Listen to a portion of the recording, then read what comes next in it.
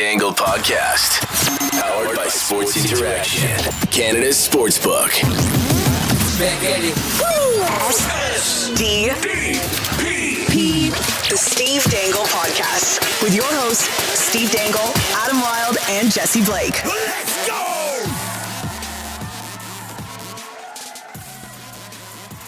John Klingberg, huh? Yeah. So it was John Klingberg that made you come back and record the beginning? Man, I forgot about that. We were cheesed. I bet. There's a moment where, like, you very clearly have to go down and re-record. Mm-hmm.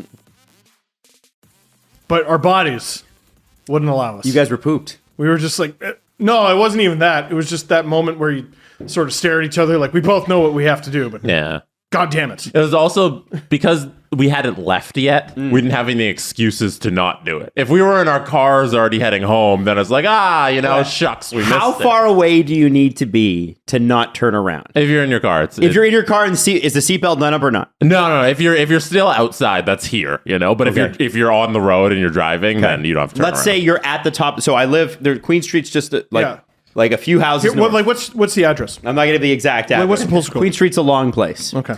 But if you got to Queen Street, and that which is 2 minutes up the road. Queen Street, I think Kingston. Kingston Road? That's not far either. It's not, but no. Okay, Jesse? Yeah, if you're on Queen, you can still turn around. Okay. Yeah. All right. That's right at the end of the street. It's a bit too difficult. Kingston's it's too hard to turn. It is very hard to turn on Kingston. Also, why are you getting the breaking news while you're driving? Excuse me, safe driving. Yeah. So exactly. You wouldn't have known the news was happening. And unless I were to call you guys, because there are no local sports updates in this town anymore. So if you guys heard it, it would be for me because I saw it on Twitter. Yeah. And I'm sitting at my house. Your friend has to call you like the olden days. Adam goes 6 grink, 4 grink. Yeah. 7. We could always do Zoom too. We could. Yeah. We could. But go home and just record on Zoom. Yeah. Well, listen, John. We tested this though. With Babcock getting fired. Oh yeah. Mm-hmm. I had just gotten to my car, but because it was in the heart of downtown Toronto, and every kilometer is 10 minutes, and I was like, no, I'm not turning around. Yeah, we said fuck it that day. The biggest news we did ever. Say fuck it that we were day. like, no. It was like 30 minutes after we'd finished recording, and we said nah. I recorded be honest, 2 though, other shows on my way home from that one. We didn't know. We didn't know at the time. Too. Like I think the rationale with that was just give them the show that we have. It's sort of hilarious, and then when we've had time to think, because sometimes like John Klingberg signing a 1-year deal. I mean, good for John. Not earth shattering. Mike Babcock was like, that was earth shattering. That was big. It was big firing. Well, and I remember a big reason why we just left the episode up as it was is everything we said still applied. Nothing had changed about how we were talking about Babcock, 100%. Because that was we just outlined the reasons he could get fired, and that's why he got fired. And Nick Patan missed, and it's Babcock's fault. Yeah. But that's what it was. And then last episode, we did have to add the addendum, hey, here's what happened to Klingberg, here's where he went. Yeah. But all our reasoning was correct. Mm-hmm. Like we're like, okay, he's probably getting Taylor hauled. He's going to sign a 1-year deal at a big money number. And it wasn't even that big money. But. No, the Taylor Hall thing in particular was something we talked about days in advance of when he fired his agent. We're like, so he's getting Taylor Hall here. He's going to have to settle for whatever's left on the table. And then everything kind of happened.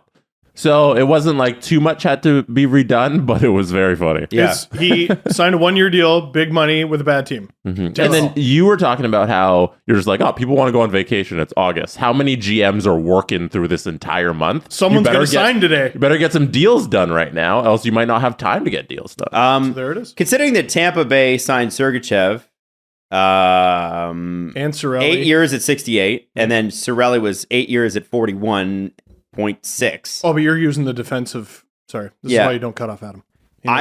Considering those guys signed, Klingberg has got to be a little upset with the way this summer went. I think he's got to be a lot upset. And not just the summer though, because the whole year. Yeah, that's the context, right? He's whoa, my God, Jesse just played a video of him driving a car. It won't be in the show. So he did. This is why we just keep rolling. See, Steve, what are you new here? God. Anyway, what? So we're talking about Klingberg and how he must be upset. Oh, yeah, no, the context is this has been going on since, like, I don't know, Halloween. Mm-hmm. This probably started over a year ago, actually. Oh, yeah. When they could have extended him. Yes. So... And it became clear that they were gone? like, we're uncomfortable with what you're asking us for. And here's the thing. John Klingberg is 29, and he's going to be 30 in 12 days.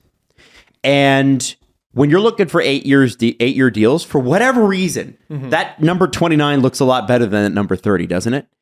And when you're trying to be a guy, when you're trying to say that you're the guy that is deserving of the 7 or 8 million over that amount of time, people are going to try to look at you and try to start to poke holes. And when you look at John Klingberg's game, as valuable as he's been to the Dallas Stars, there are holes in his game. Well, and you're gonna sign a guy to 8 years that'll take him to 38. You need to be a near flawless player, and he's great. He's a great player. Mm-hmm. But like, you know who else is great? Nazem Kadri.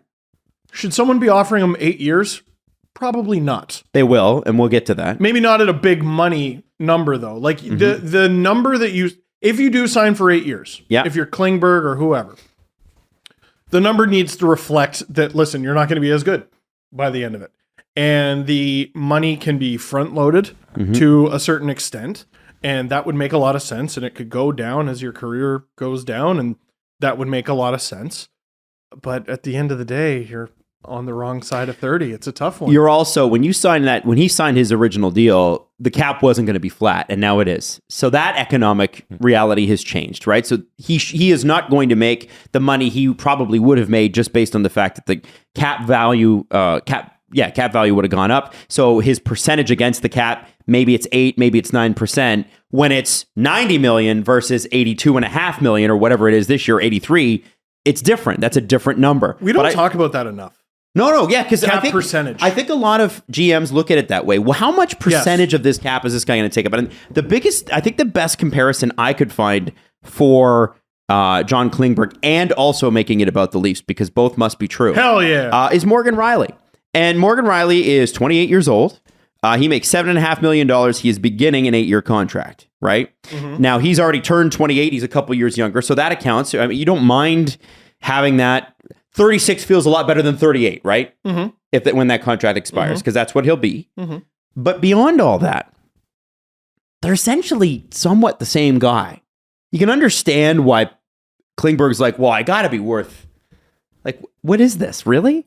Both great offensively, both major question marks defensively, at least if you look at the advanced stats, but still extremely valuable.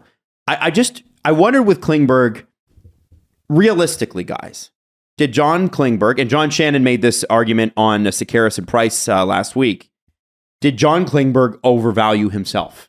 Did he ask for too much, way too much? Because or his agent. Like in real estate, you can be like, okay, I'm going to offer you, you want $500,000 for your house.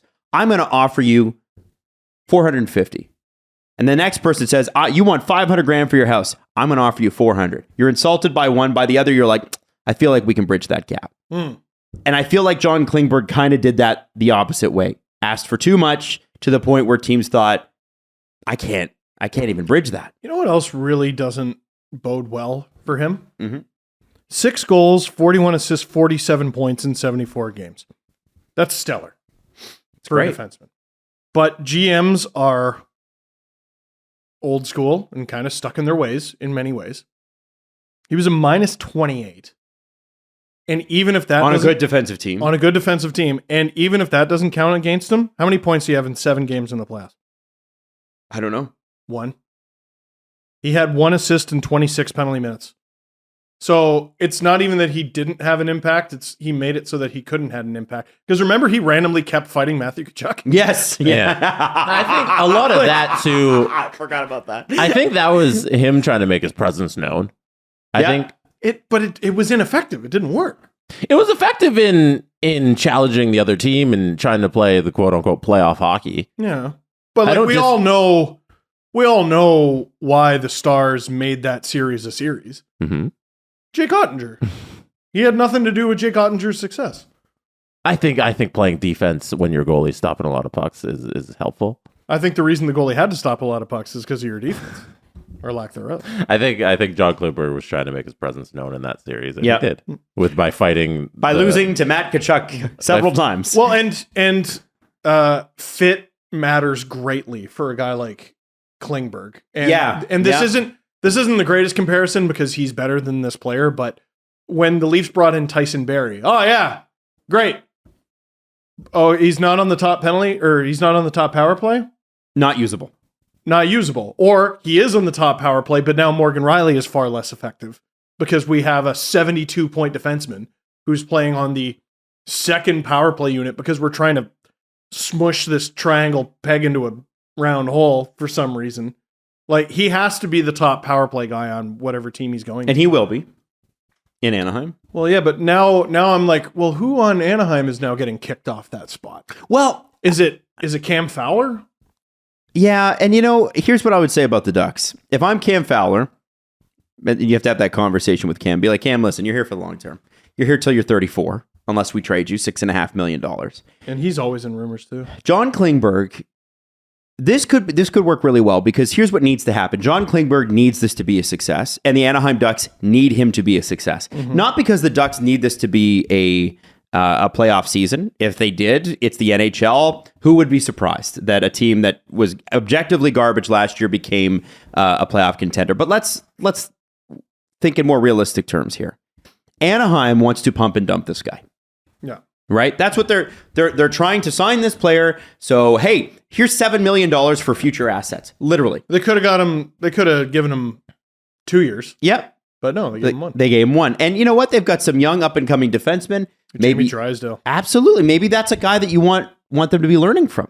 Right? I just can't help but look at, so I'm looking at their top producing guys from last year. Fowler had 42 points and Shattenkirk had 35. Those are two offense-first defensemen who need their power play cookies, and one of them's not going to be on the power play at all. Right. Unless you have two defensemen. Which you could, because they're deep. Yeah, but the Ducks aren't very deep up front. But I would say, but my point in this is Anaheim needs this to succeed as badly as Klingberg does. So if he was going to give himself the best chance to get a long-term deal, maybe it's not 8 years, maybe it's 6.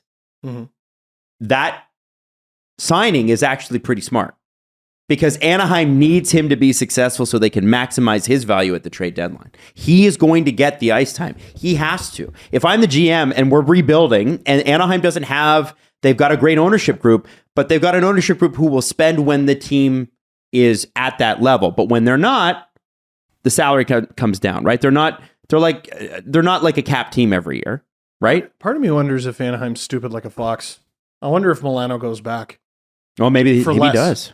I don't know. Yeah, there's another guy where you go, did he overvalue himself? Why isn't he signed yet? It's a unique summer.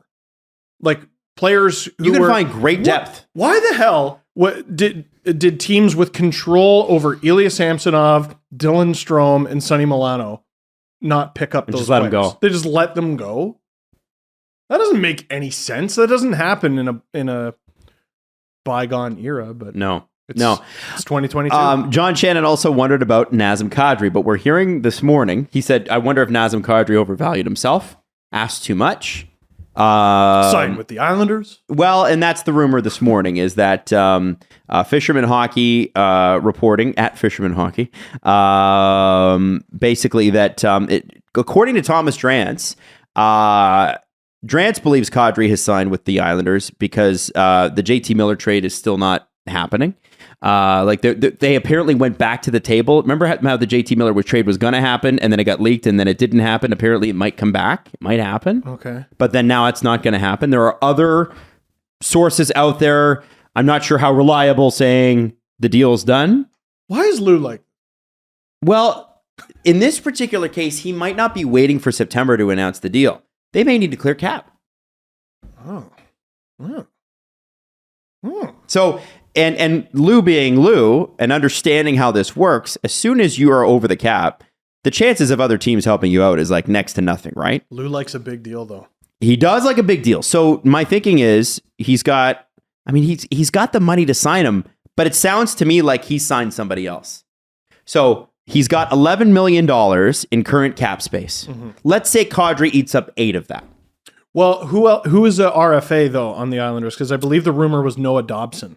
Noah Dobson is an RFA. Oh, So a bunch of that, Kiefer 11. Bellows.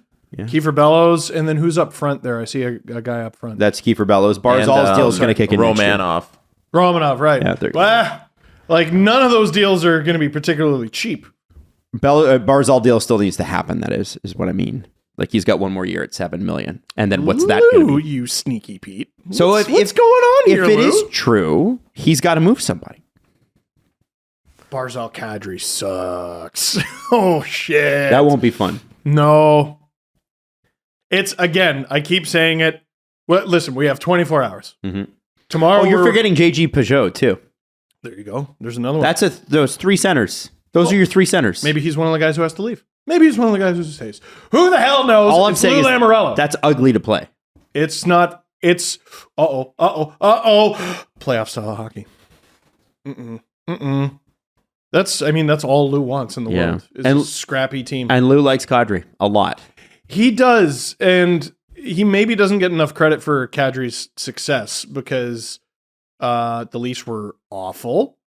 Then Kadri was suspended by the Leafs for 4 games at the end of a very bad season. And after that suspension, Kadri had back-to-back 32-goal seasons, while also signing a 6-year deal. So Lou, obviously used a, firm hand with Nas, but, clearly believed in him enough to give him many, many millions of dollars. It ended up being one of the biggest sweetheart deals in the NHL by the end of it, but, turned him into a real successful player. I could see him doing it again. Him giving him Nas his second 6-year deal, I could see it. I think it'll be 7, don't you? You think he waited till August to get 6 years? He gave 7 to Zaitsev, so anything's possible. But oh my god, that contract! But that's still not done, by the way. I think 6. I think Kadri gets 6 times 7. Jesse, you have Yes. cap friendly in front of you, right? I have the Islanders cap friendly in front of me. Yeah. Okay, and Steve, we told you that 11,185,000 is the current cap space of the New York Islanders. If it's the Islanders, if it turns out that right after we finish recording this show, Naz is announced and Lou's out there in the middle of summer in a press conference because he knows nobody's going to show up. He's subscribed. Is it up? Is it up? Okay. Here we go. Click. Boom. What's the deal? I want your way too early prediction on the Nazem Kadri deal. If it's with the Islanders, what's the amount of money? How many years? 6 years, $7 million per. That's it. Yeah. Or Lou thinks he's funny. Like Lou has like an end of career meme lord phase. Okay. 6 times 6.9. There it is. Okay. All There right. it is. All right. No, I think there will be some sort of acknowledgement that like it's like we talked about with the Huberdeau and Tkachuk deal. Huberdeau is an unreal player, but if he's looking for 8 years, if you have the option to sign Huberdeau to 8 years or Tkachuk to 8 years, it makes more sense to sign Tkachuk to 8 years because you're getting a better 8 years. Tkachuk is great now. Yep. Will get better and may begin to tail off by the end of it. Whereas Huberdeau is Closer to 30. Yeah, Huberdeau is certainly going to tail off unless he's like an abnormality as a human. You know what I Right. mean? You have to be special. Yes, you have to like be- genetically special. Yeah, and lucky. Yeah. You might get beamed in the head. You might take a funny hit to the knee. You never know what's going to happen. Or you block a shot funny. You never know. And yes, that applies to Tkachuk, but again, he's going to probably bounce back easier. So Nas, 6 times 7, some sort of special front loading, which we know Lou is not afraid of, Ilya Kovalchuk. But legal front loading, maybe some bonuses involved as well. Jesse, what do you think? Sounds right. You think only 7 million, guys? I don't think it's there. You don't think he's an $8 million player? Oh, I do, but I just don't think it's there, man. It's not there. Yeah, there aren't a lot of teams left who can sign Nazem Kadri. Like those, when were those like Duchesne and Johansson deals signed? Like I always go back to those. Johansson was It was pre-COVID. 17, 18, wasn't it? It was pre-COVID. If everything is going as it was, yeah, Naz is signing like a 9-year deal to be a 1A center. It's not that anymore. It's not that. And that is what I think he is, by the way, like a 1A. In the same way that I think that's what Matt Duchene is. Like, yes, he had a really good season last year. You're not picking him as your number one center over a number of guys in the league, like a lot, like more than a dozen. But the reality is once you get past that dozen, you have to go to a 1A. Yeah. Yes. And Barzal, you think, projects to be the one. Is he one of the better first-line centers in the league? No. Would he be one of the better second-line centers in the league? Certainly. Probably the best. Yeah. And that's a big reason why Colorado won. And as good as JT Compher did for the Avalanche, like, you could tell the difference. Like, and there was a funny discourse yesterday about how the Oilers could have beaten the Avs if they had all these perfect situations, just ignoring the fact that the Avs second line center wasn't in that series. It was a very silly conversation going around. Okay. It was a very hockey Twitter in August conversation. Yeah, right. I was like, why are we talking about this right now? I was thinking that too with the Devils going after Andrew Berkshire. I was like, what's happening What happened here? there? You didn't see that? He said No, that. I'm not on Twitter on a long weekend in August. No, it was smart for you not to be. I honestly logged on. I don't think most people are. And Andrew had said something about Brodeur not being a top 5 goalie of all time. Yes. And then the Devils, the Little Miss meme. Yeah. They said Little Mr. The Bad Devils Hockey Takes. The Devils like themselves? Yeah, like the New Jersey Devils. And they photoshopped Andrew's face over the Little Miss thing as well, like those children's books, remember? Oh, goodness. Yeah, it's there. It Mr. is. Terrible Hockey Takes. Mr. Terrible Hockey Takes. Yeah. It's really funny. But his mentions were fine. Oh, I'm sure they were just, dealing with Devils fans regularly now that like I do, I just realize how... It's weird because you don't invite it at all. Neither of us do. No. Neither Andrew or I deserve this. Man, 5,600 likes. That's tough. That is tough. You know what? It was a good own. It was a good own. And how about this? It's August. So, I'm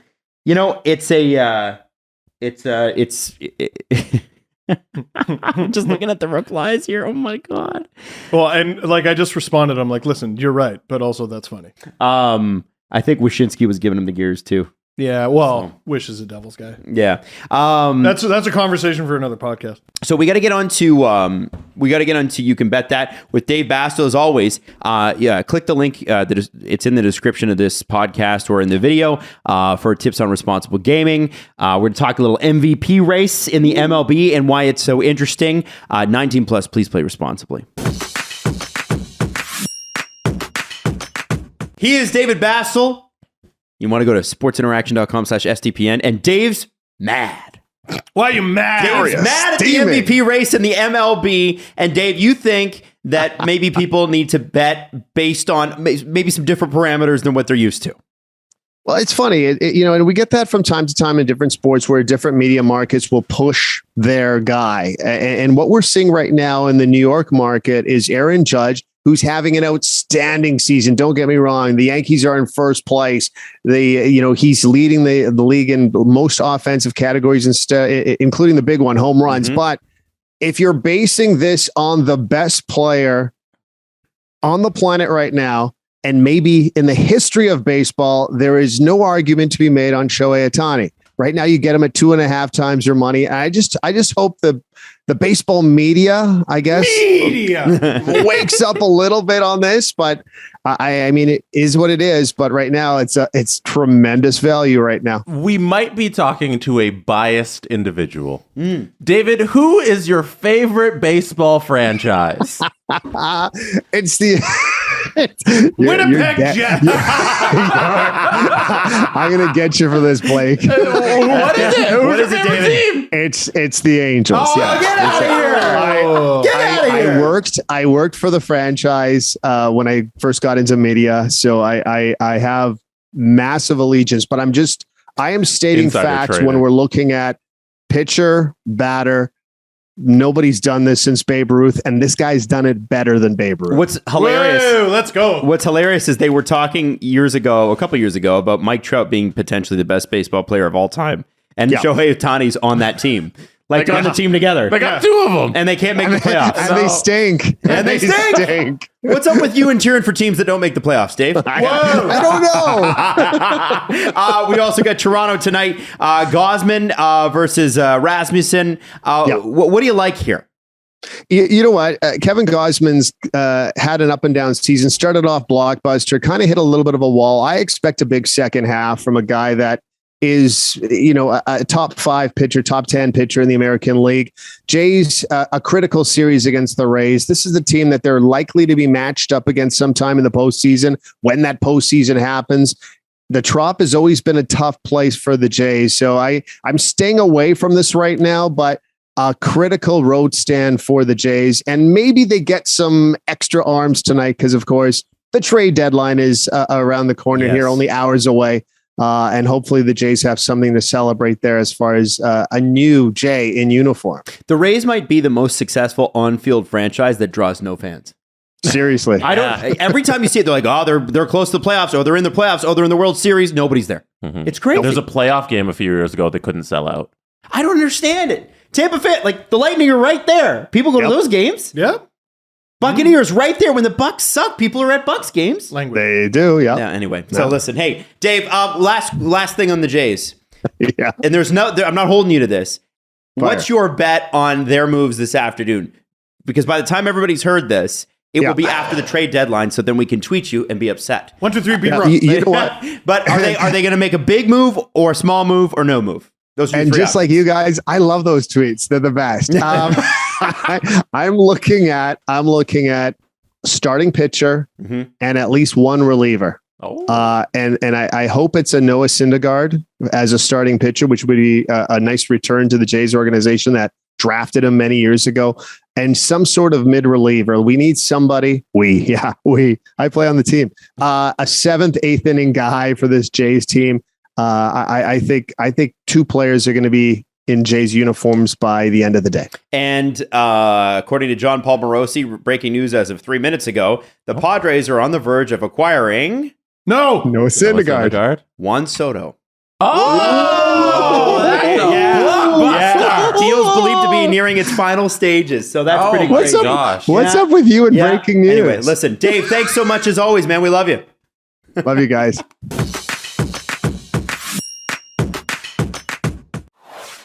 So we've partnered with BetterHelp, and one of the things that we're all pretty open about is we've all been to therapy. The thing about therapy now, and I actually have to say, especially the last few years, is that it's really evolved. You can do therapy so many different ways now. When I first started going to therapy, you had to go, you had to show up, you had to be there, you had to look the person in the eye. Not everybody's comfortable with that.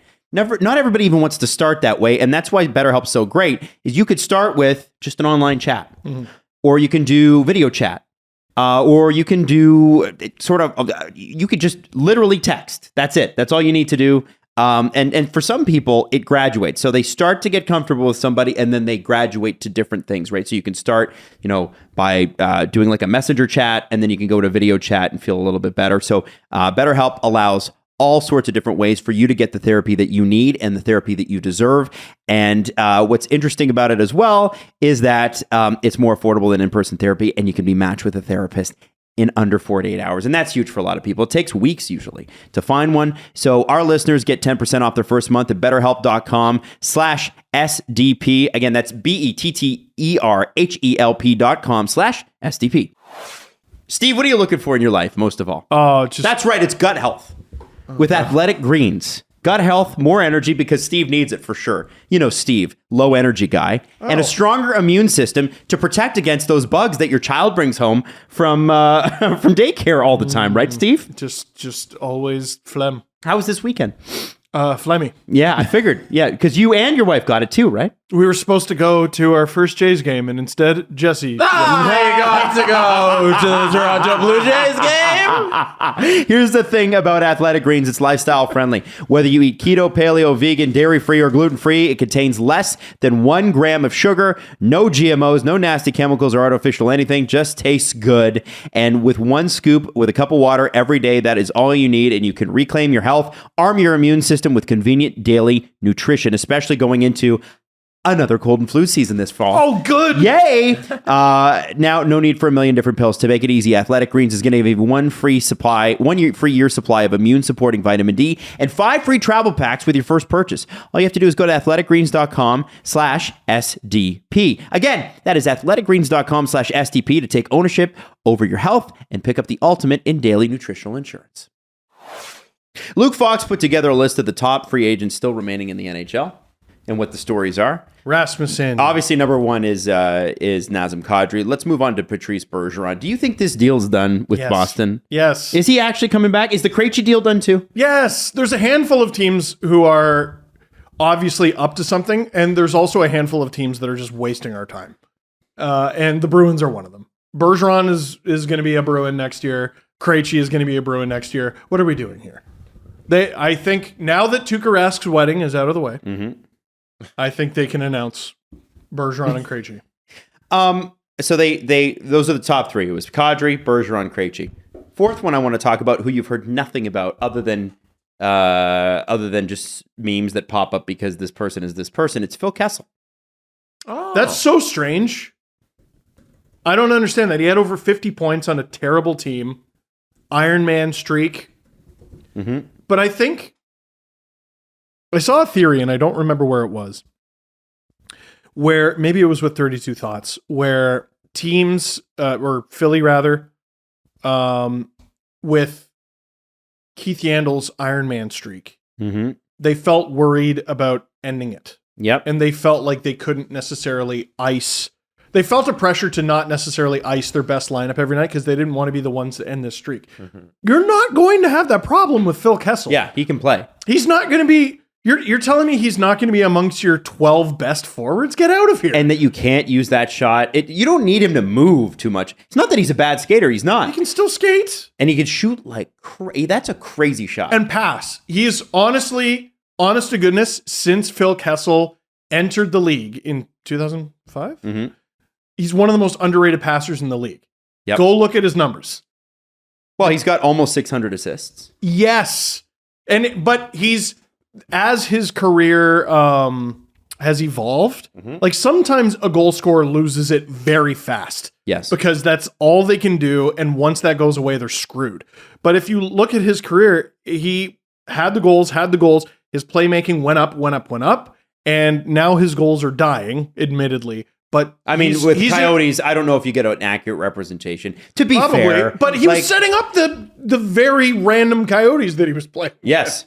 Yeah, like bunch of guys. Phil and bunch of guys. Like, even on bad teams, someone has to score is a saying that I've heard for many years, and it's wrong! They don't! I want to bring something up for you here with Phil Kessel. He is the 30th highest scoring right winger in the NHL ever. Ever. Who's on the list to get ahead of him, just ahead of him?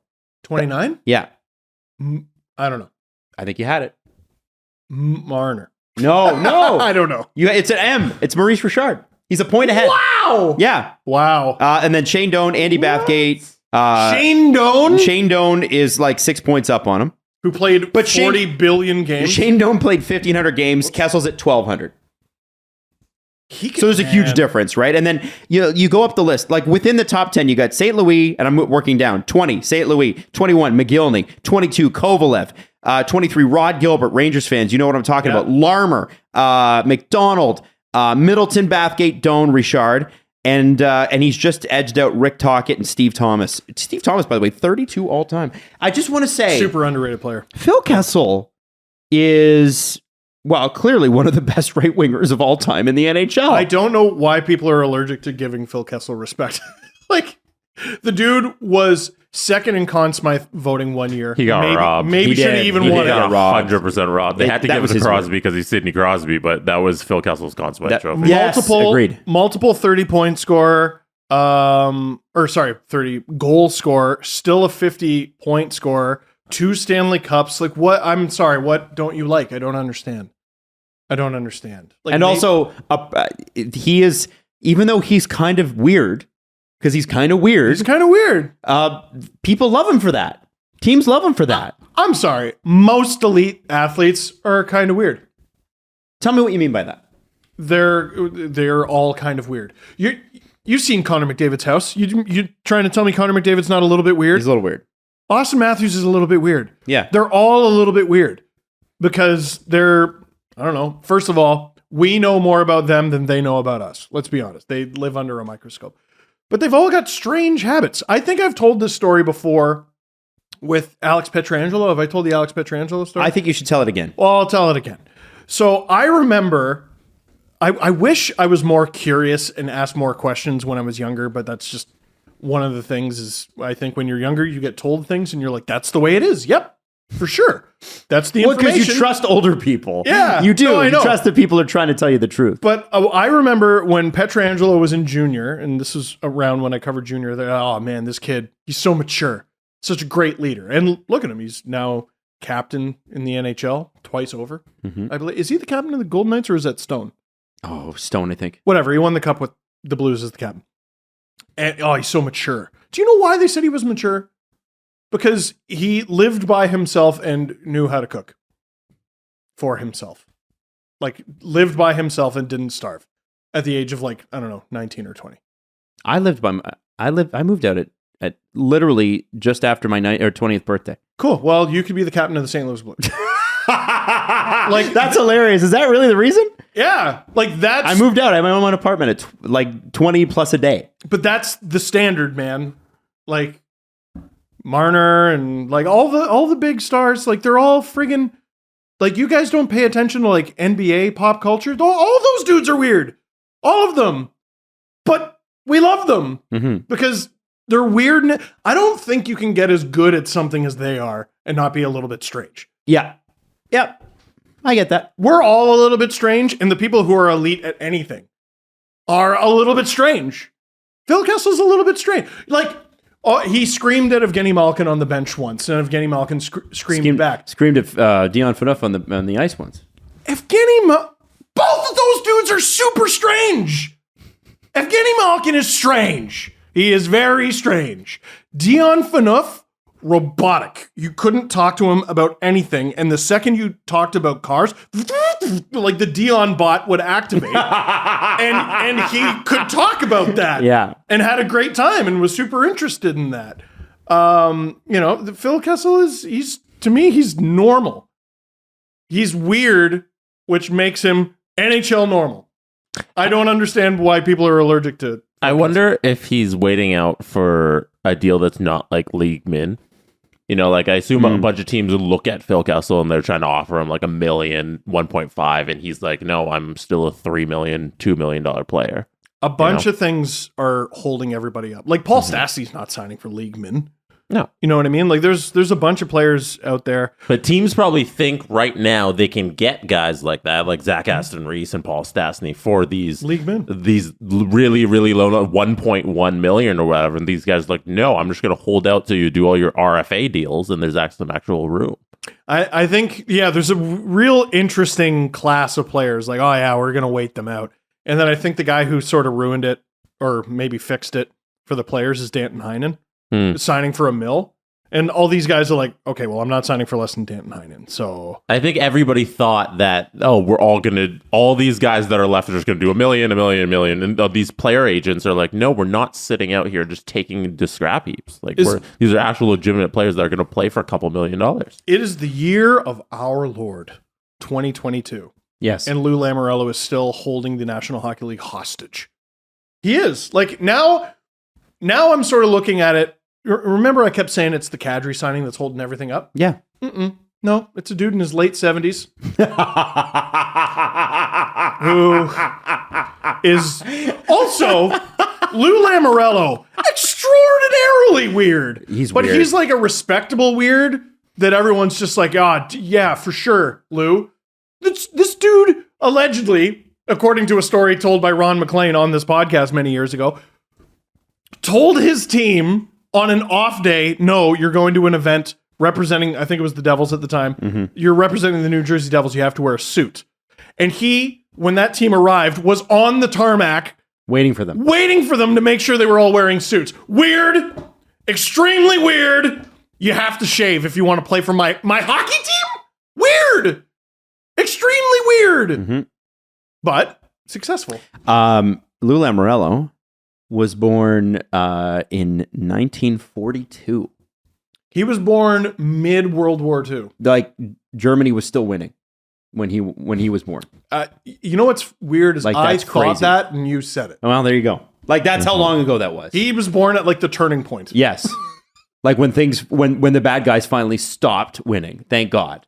1942. Lou, like it's crazy. He was born the year, I want to say the year Newfoundland became a province. I think that was 49. Oh, I thought it was 42. No. Newfoundland sent its own brigade to under British control to Why do you fight. know that? I don't know why. Why do you know this stuff? I don't know. It's Who one of else those is things on that UFA list? Paul Stastny.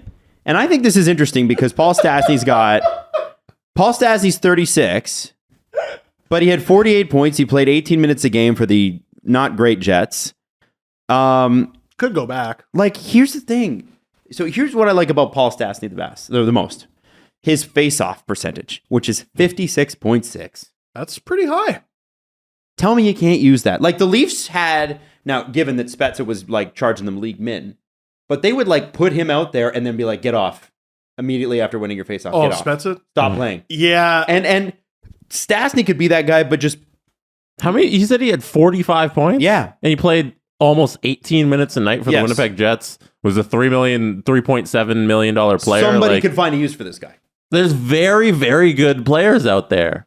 Yeah. And they're all just waiting. But there's such a ridiculous amount of things that need to happen. Mm-hmm. Like I almost feel like there's more trades that need to happen than signings. The RFA list, just the guys who are out there, those are legit players. And those cap spaces that have been left for those players, they need to get done. And it's dozens of deals. And arbitration hearings are happening, I believe, today. All the time. and They're kind of all- like staggered. All week. Yeah. And that's going to start opening doors and figuring things out. And 2 players recently signed deals who don't even want to be where they are with Dubois and Puljujarvi. Yeah. Like, damn it, guys. Listen, I want you both to. By the way, if Puljujarvi's $3 million, Phil Kessel's got to be at least that. Right. That's what we're saying. Especially if the Oilers are apparently interested in Phil, which apparently they are. But if you think somebody's given Phil Kessel $3 million right now, the offer's not there, else they would have taken it. So everybody's lowballing all of these UFAs that are sitting out there, and the agents are doing the right thing by all of them saying no. I want you guys to mentally prepare to listen. Something is going to happen in the NHL, and you're going to want to do a podcast. And if you check your mentions once, it will just be full of people going, "You have to do a podcast tonight." And you got to decide whether or not you're going to be happy or sad about that. Because I don't know, we need vacation time, but we're also going to be like, "Gosh, that is pretty big news." Yeah. Like, I know I'm going to be in the middle of vacation and Kerfoot's going to get traded and I'm going to be like, "Oh, shit." You're going to shoot a video. You are going to shoot a video. Yeah. And it might just be a one-taker on my phone, but I'm going to do something. Cottage FR. Cottage FR from a cottage that isn't mine. That's right. It's the best. Rented cottage FR. It's the best way to be. Is buy a cottage. Pfft, what do I look like? A sucker? No way. No, well, also in Ontario you can't afford it. If you can afford one place to live, No. you're a blessed few. Next one on the list, and this is an interesting one, is Anton Strawman. A guy that is 35, is well past his prime, but played pretty well on a shitty team last year. Could still kill penalties, still be useful, had 23 points, and he's a right shot defense. Yeah, the Panthers couldn't afford him. Like, there's a difference between overpaid and not good enough. Mm-hmm. And I think he's good enough. He was just overpaid. Mm-hmm. And now there's a brilliant opportunity out there to right that wrong. What general manager signed Anton Strawman's entry-level contract deal? John Ferguson Jr. I believe it was John Ferguson Jr. JFJ. That's right. Man, Yeah. What a guy. they really didn't. Wasn't the story there he had some sort of like asthma that wasn't discovered until he was on like his 4th team? I don't know. It might be. I don't Yeah. know. There's a few Leaf players that have had that. Because remember Andreas Janssen. Except they did know. Yeah. They did know with him. But people still held it against him anyway? He was Lazy a 7th, asthmatic? He was a 7th round pick. Mm-hmm. And then the next year they're like, "Here, this helps you breathe." And then he like torched Sweden. Yeah. Yeah. Sonny Milano. Another one on that list. Here's the thing, man.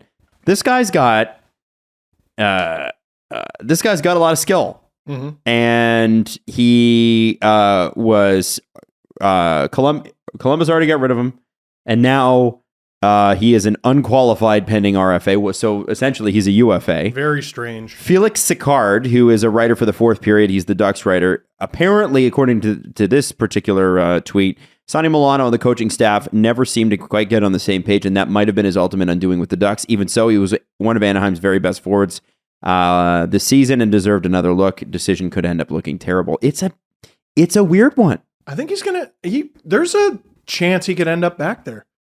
I mean, you would hope so. Who else is going to get him? He could even get a raise.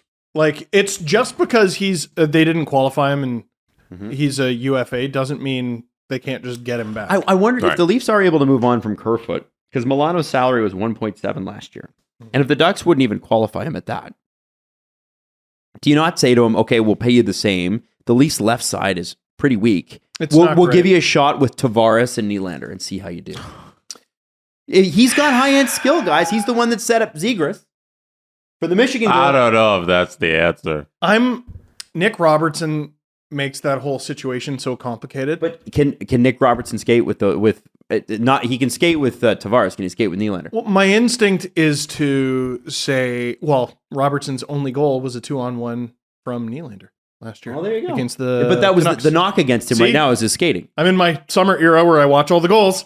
I'm like, the Leafs need to make a decision with Robertson. He's 20. He's turning 21 like next month. No, they don't have to make a decision until he's 23 or 24. Yeah, that's a tough one. I don't know. I would. It's just really hard, man. I would. And he should he be further along? Maybe, but he's had injuries and there's COVID, right? Don't forget that did stunt some people's development, and maybe it's not stunted, but maybe it slowed the development, and maybe they flourish a little bit later. He should have been the OHL MVP of 2021. Mm-hmm. And the OHL did this wild thing where they did not play any games. He scored, I think it was like 56 goals in 55 games in the OHL, and he could have gone back. But instead he went to the AHL. I believe he got an injury. Then at the beginning of last year, broke his leg. And now I'm like, you know what? If this 20-year-old doesn't succeed this season on Tavares and Nylander's wing, he's cooked. Yeah, I don't think he's wrong there. I think he's in the A. Yeah. That's why I thought Sonny Milano. Come on. Go Yeah. Leafs. Well, they already the got, Leafs. I think we're underrating that guy. They got Kubel and Yarncroke for that, didn't they? To try out wingers. Isn't this the Michael Bunting the kind of experiment again where we're signing low salary wingers to try out? So I don't know if they need another one of them, but Also good teams make it hard for prospects to make it. Yeah.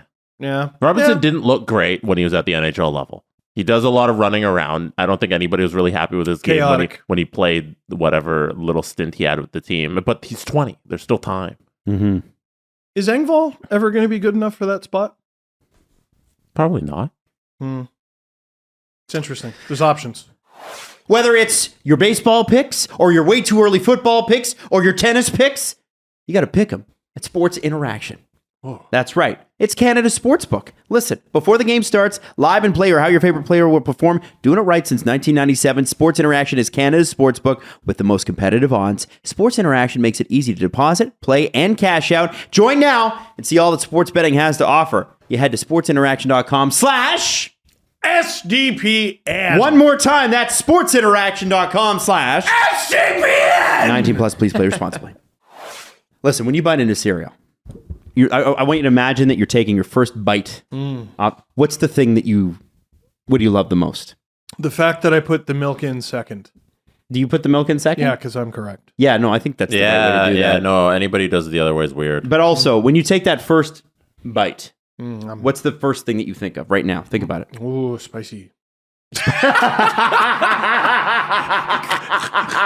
Oh no, my heart burns. I was going to say the crunch, but anyway. My heart burns. 0 grams of sugar, 13 to 14 grams of protein, and only 4 to 5 net grams of carbs in each serving. Where would I get cereal that has this? Not the hot sauce store. No. You'd probably get it at Magic Spoon. That's right, magicspoon.com, and that promo code. What's the promo code, guys? SPICY. No, it's SGP. Grab a bundle of cereal and try Magic for yourself, and be sure to use that promo code SDP at checkout to save $5 off your first order. Hey, Magic Spoon is so confident you'll like their product, it's backed with a 100% happiness guarantee. So if you don't like it for any reason, they'll refund your money, no questions asked. And remember, get your next delicious bowl of guilt-free cereal at magicspoon.com/SDP. Use that promo code SDP. Save $5 off. Picante. The next one on the list here. I thought this was a really good list. Good old Luke Fox does the best. He does some good lists. Evan Rodriguez, former Leaf for a hot second, who didn't get qualified, went back to Pittsburgh, had 19 goals, 43 points last year, was really valuable, and seems like one of the guys where if the cap goes up, this guy's got a deal, and it's probably 2 or 3 years long. But because it's not, this is where it squeezes the middle class in hockey, right? Let's rank Kyle Dubas' favorite things. All right. Number 1, acquiring Sault Ste. Marie Greyhounds. Number 1 has to be number 1. Mm-hmm. Number 2, acquiring Chicago Steel. Yeah, has to be. Number 3, acquiring players from the Penguins and then never playing them once.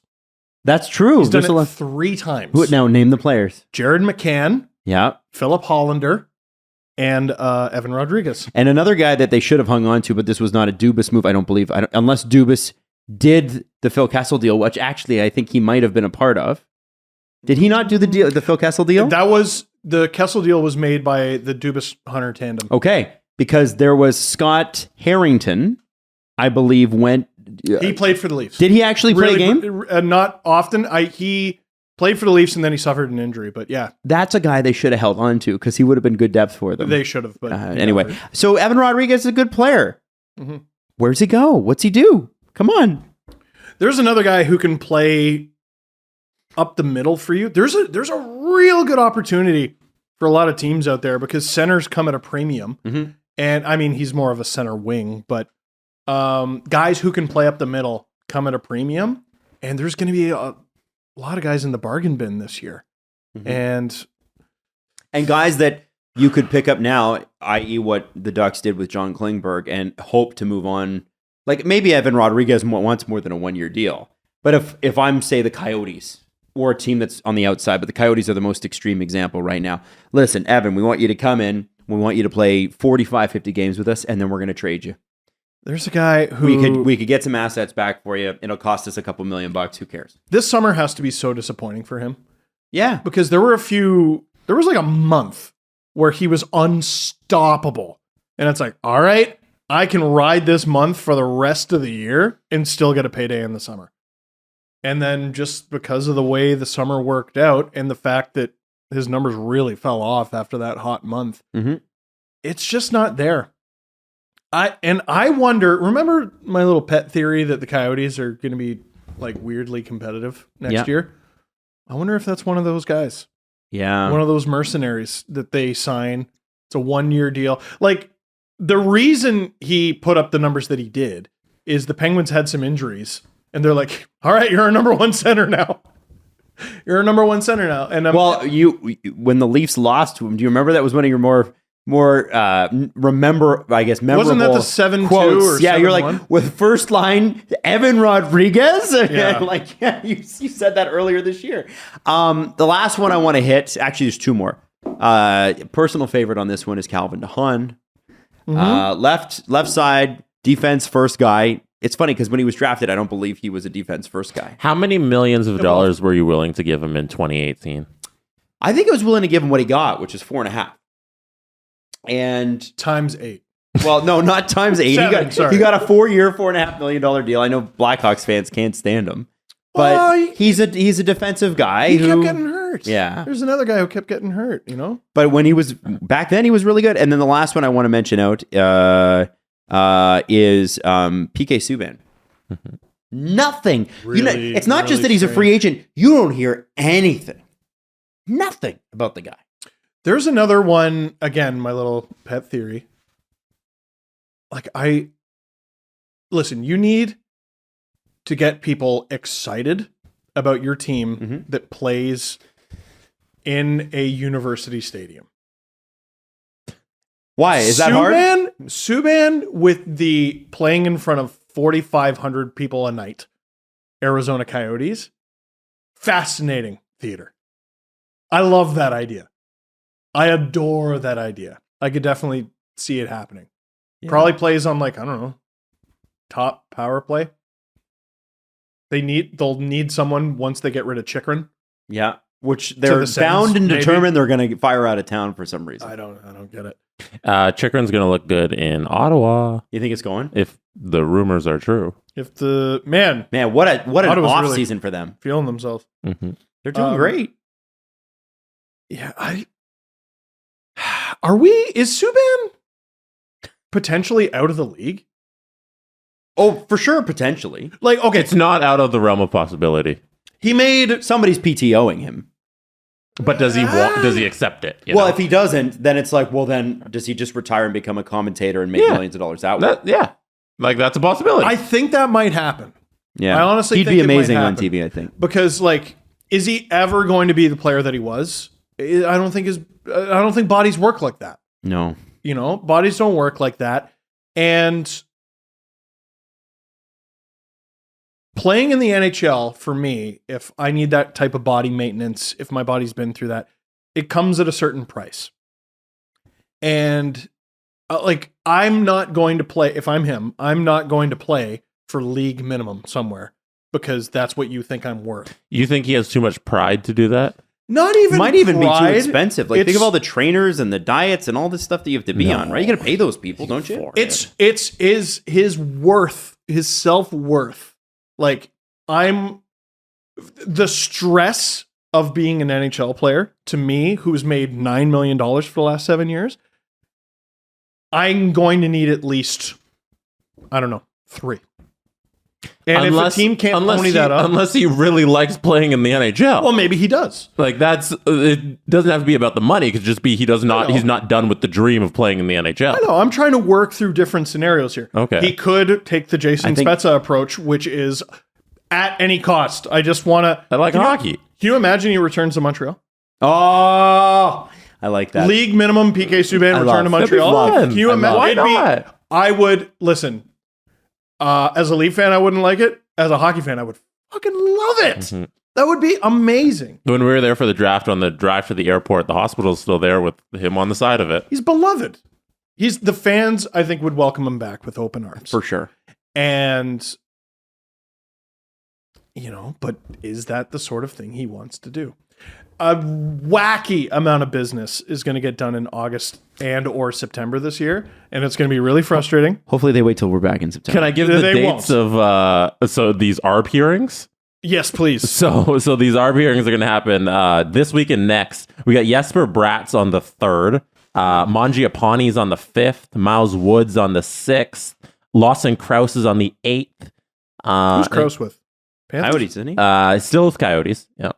And then we got Oliver Shillington on the 10th, Mason Appleton on the 11th, and that's pretty much it for the big names. So either those get done on those days or before. So in the next 8 days-ish, we have at least like 10 signings to go through. And 2 very significant ones for the Devils and 3 very significant ones for the Flames. Yeah. Brad and Wood for the Devils is very interesting. Brad is probably the most expensive out of those guys who we just mentioned.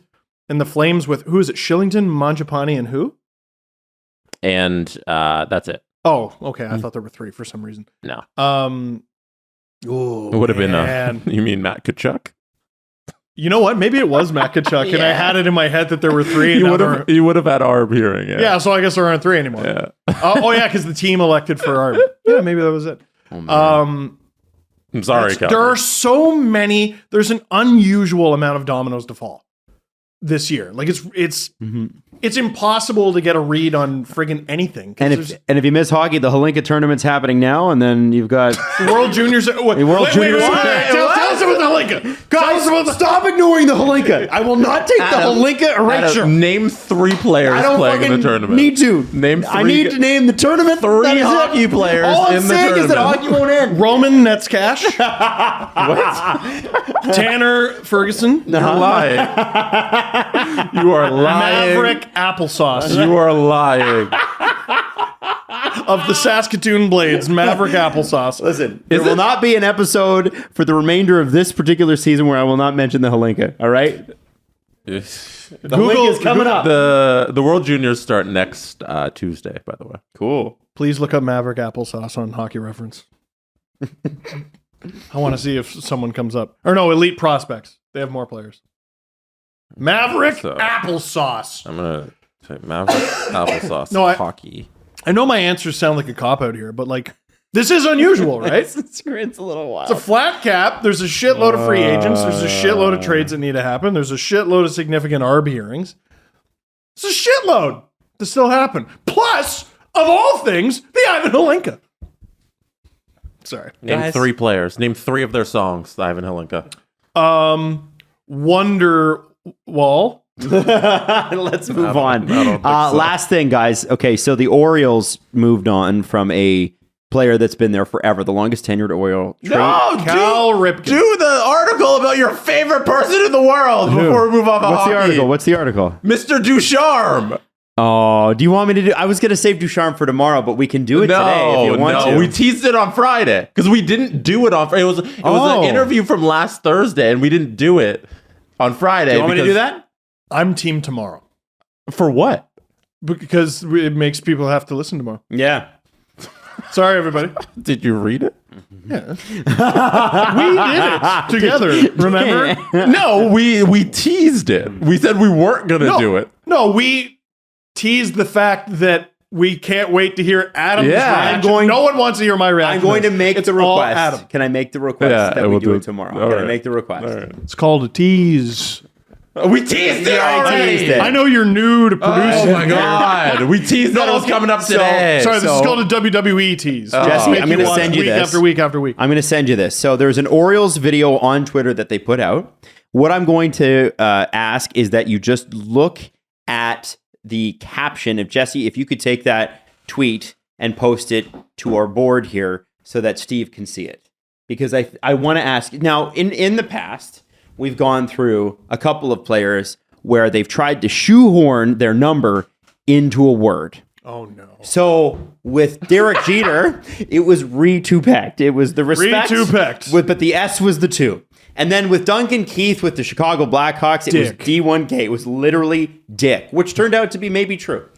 And the last one here, hate Duncan Keith. I don't like the way he handled his shit last summer. No, I don't fucking like it. Yeah. I didn't like the vaccine thing, which he was pulling, and nobody at the Oilers really made a big deal of that, but they probably should have. He had a real bad little stretch. And then didn't want to participate in the investigation. You know which investigation I'm talking about. Yeah, I have a bit of an issue with Duncan Keith, okay? Adam is correct. But in all honesty, the fun part here is Trey Mancini. Trey Mancini's number is 16.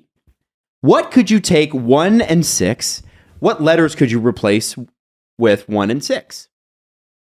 It's pretty obvious, right? Did they try to do Just give me the letters. Just give me the letters. The C? 1 and 6. 1 and 6. What do they look like? One is obvious. An I. Yeah. Or a lowercase L. Yeah. I or a lowercase L. And then the 6 is what? What's his first name? Trey. But they used a 1 and a 6. I'm not looking for the word. Again, I'm just looking for the letter. 6 is a... What's a 6? Get out of this. From Mark UK Leaf, Frederick Gauthier has signed with the Swiss team HC Ajoy for the upcoming season. And he is a joy. Legend. Oh, such a joy. Freddie the Goat. You'll love him. Amen. We'll see you tomorrow. The Steve Dangle Podcast. Powered by Sports Interaction, Canada's Sportsbook. Follow the guys on Twitter at Steve_Dangle, at Adam WYLDE, and at Jesse Blake. Connection complete.